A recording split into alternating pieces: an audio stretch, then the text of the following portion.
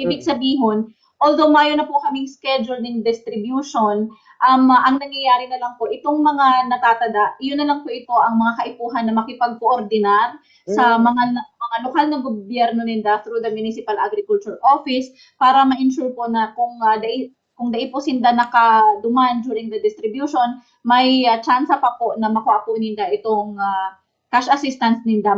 Kaipuhan lang po makipag-coordinate sa local government para po ma-coordinate man po sa provincial office para dai po sinda mabuyo na kung maduman importante na plansyado po. Okay, malinaw po. So, ibig sabihin, ginibo na po kang before yung mga pangenot nindang mga move to distribute this assistance.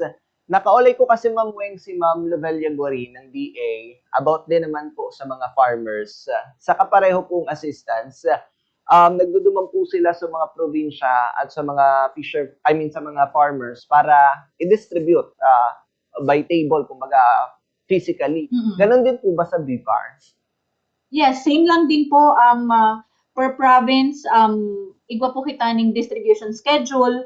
And itong mga schedules po na ito, sir, halos tapos sa mga kanya-kanyang probinsya as in mga munisipyo.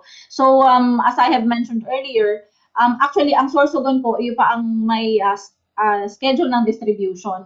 All the rest, yun na lang po ito sa mga natatada na nakaduman sa nakatalagang schedule ninda. So, para po makuha ninda, pwede pong makipag-coordinate na lang po sa munisipyo.